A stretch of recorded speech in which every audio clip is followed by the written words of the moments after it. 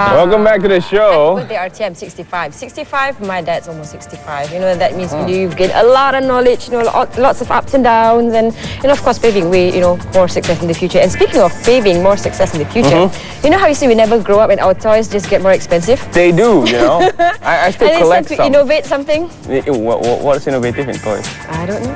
I mean, not toys, it used gadgets. to be the simple, you know, the drag me along on the coconut leaf. You know, we're not reminiscing on our youth now. We're actually tapping into the potential of our youth right now. And of course, you know, who better than to, you know, share with us than Mr. Aziph Dato Mustapha, who's the Chief Operating Officer of Malaysian Foundation for Innovation. Thanks for joining us this morning. Thank you. All right. Now, let's start off by talking a bit about the Malaysian Innovation Foundation. Correct me if I'm wrong, but you were established on the 20th of October 2008, approved by the Malaysian Cabinet on the 7th of November 2008. So you've been around for about 3 years. And you have done your homework. Yes. Yes, that's right. We were formed in 2008. Though for the first year, mostly the Ministry of Science, Technology and Innovation was caretaking the organization. All of us came on board last year, 2010. And as you know, last year was the year of innovation. Tahun Malaysia Innovatif 2010. So we had tremendous activities, over 250 odd events ran by Mosti and various ministries, and we were really busy last year, but it was excellent for the nation, I think, to have all of these information about innovation and creativity. I know there was a robotics, space exploration, the list goes on and on. So it's got to be, you know, 8 more months for 2011. Right. So what's in the pipeline for this year? Right. We are focusing on grassroots innovation, which means we talk to the man on the street, the makcik and pakcik in the kampung, schools. I mean, it's only April and I've gone through probably 3/4 of the country, speaking to different schools, organizations, all over the place. So what we do in the Malaysian Innovation Foundation, or YIM, the short form, is we promote this culture of creativity and innovation. So we're running various programs to promote innovation and creativity and ideas all over the nation. This weekend, this Saturday, is KidsInvent. It is the hottest kids program from America.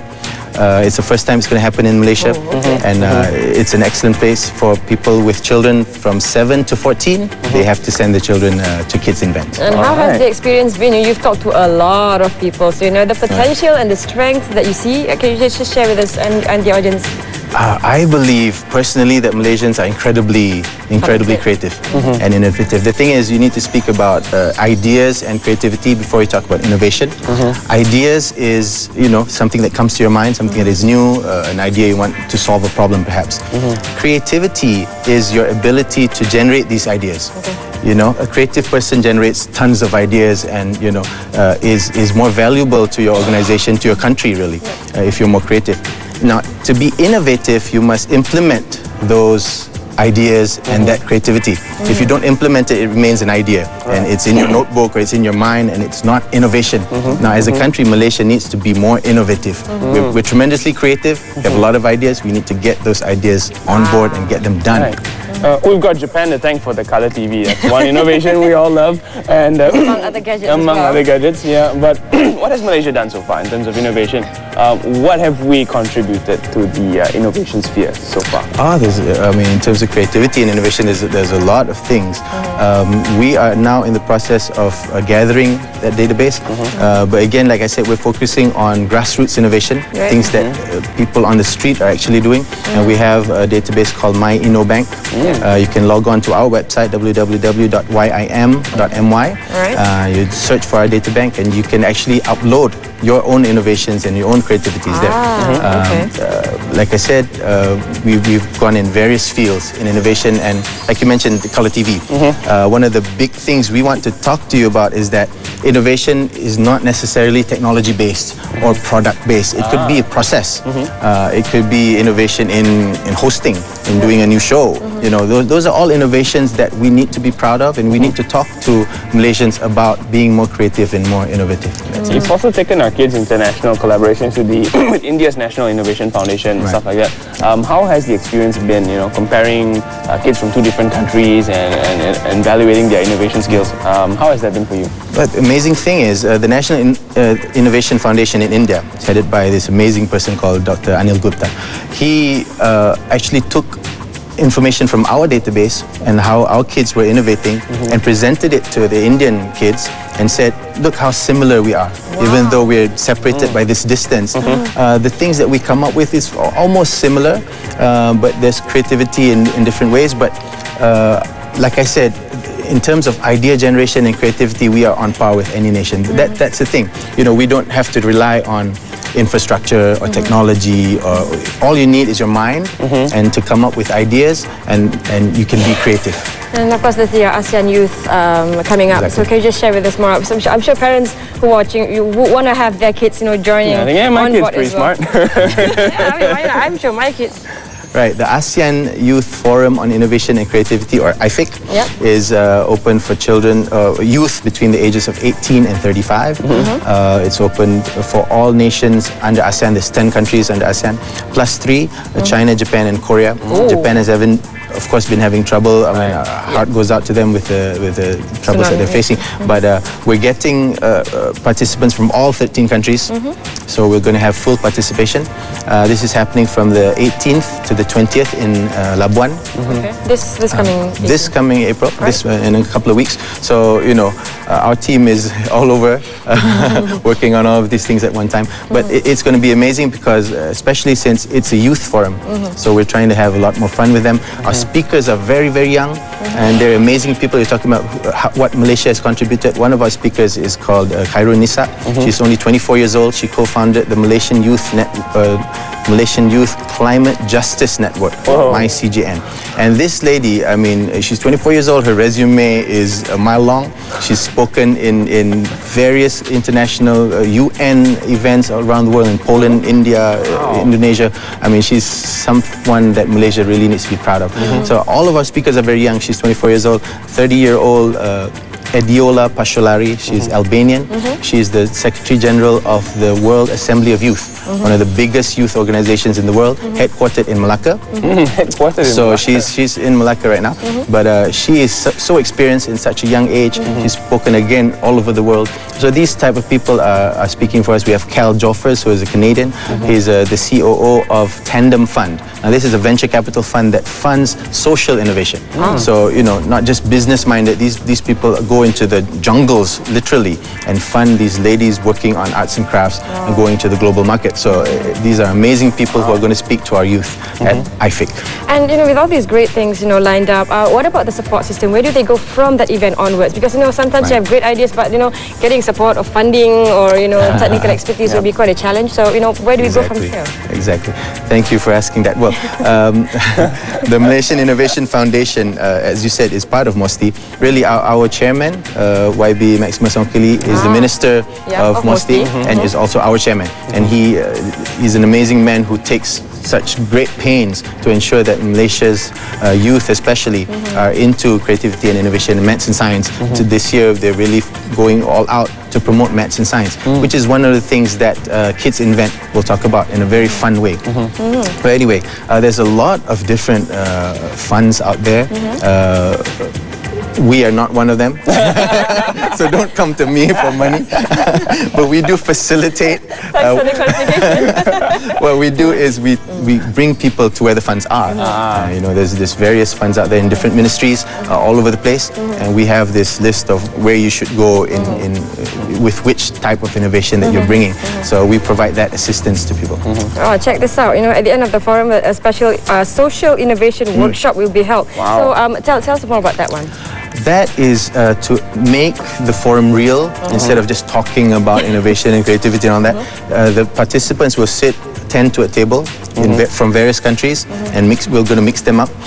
What they will do is come up with actual projects that they want to conduct in one of their countries and say, for example, in Vietnam, I want to help my village folk get clean water. And I'm going to do an innovative project to do this social innovation project. What we're going to do is we're going to attract them for the next few months.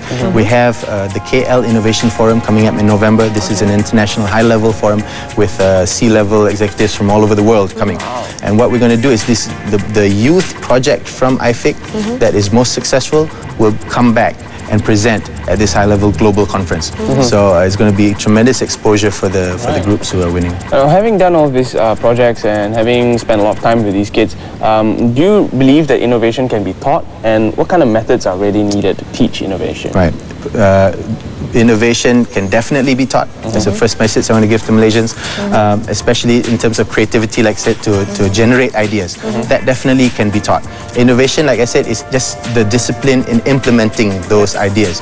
Now, idea generation, I can spend a couple of minutes now and just teach people how to generate. One of the things I do in my talks is we take a paperclip and we challenge people, how many uses can you come up with this paperclip? And typically people come up with 9, 10, 11, 12 maybe. So I give them a challenge. I say, in 15 minutes, do you think you can come up with 100 uses of a paperclip? And everybody says, no way, right? But we go through a simple 4-step process where we generate ideas, we link these ideas to new ideas. At the end, we group them together. At the very end, we do random associations, which means give me 5 words, any random 5 words. We connect paperclip to Katy Perry, for example. So you have a new use. Paperclip can be used as a hair accessory for Katy Perry, for example. So in 15 minutes, invariably, in any group we work with, 200 uses of a paperclip, which is amazing. So this definitely can be taught very quickly, and your children need to be taught these skills. One of the ways they're going to learn to do this is through KidsInvent. It's actually a maths and science program, Zaleha, Terrence. It's a maths and science program, but you don't tell kids that, because if you tell them that, half of them will fall asleep. Hindrance. Because they have been programmed to hate maths. Exactly. I wouldn't put it that harshly, but yes. But the founder of this program is Professor Ed Sobey. Amazing man. He's a true inventor, explorer. He's been to 61 countries, sailed across the Atlantic, all this. Anyway, Ed Sobey himself will be teaching, will be facilitating KidsInvent this Saturday, 9th of April at TPM. You need to call my office to get a good deal today. We're giving you special prices. But anyway, he's teaching maths and science and creative thinking, innovation in a one-day program, which your kids will have fun with. And which is why they will remember things, because they're going to have fun, they get excited, they'll be building their own toys. We were talking about toys just now. Wow. They will make their own toys. So they can pretty much relate to whatever is being presented. Paperclip, Katy Perry, I wouldn't have made that association. You can actually log on to www.yim.my/AYFIC. That's all in caps. 2011. Parents, I'm sure, are excited. Kids, I'm sure you're double, excited. Double excited, yeah. I mean, and there are lots of other programs in the pipeline. Competition breeds creativity. Right. So that's when there's even a program where you are going to get the kids to meet an actual Nobel Peace Prize winner, Nobel laureate. We've actually done that. Last month, Professor Osherov, who was a physics Nobel Prize winner in physics in 1996, also an incredible man. When you meet these sort of people, you will see that these are well-rounded individuals. Right. Now, Professor Osherov is a physicist, a world-renowned physicist, of course, but he's also a world-renowned photographer. So he ran actually a photography clinic. He ran a photography clinic. Our kids managed to, interact personally with him, and it brings tremendous impact to our children when we give them these sort of role models. And these guys are the ones impacting the world, making changes in the world, and these are Nobel laureates. And and when you expose them to these sort of individuals, tremendous things will happen. That's what the minister says. It's actually a good platform for youth and innovation. Agent of change. Agents of change. Well, thank you very much for joining us on the program. It's been fantastic. Again, I'm going to give you the website yim.my/AYFIC 2011. Have fun. I'm sure it's very exciting. Well, we're going to get a lot more uses for paperclips after this. just the probably for my hair. Earrings, maybe. Anyway, we're going to be back with the World Forum, Halal Forum, and of course we've got a new movie coming up. That's right. It's called The Larang Masuk. We've had that on the show before. You know what happens? Where they say don't enter, entry. People always want to go. That's when they do. So that's you get innovation for you as well. That's innovation, creativity, or curiosity. Wrong way though. But anyway, we're going to be back after this, so don't go anywhere.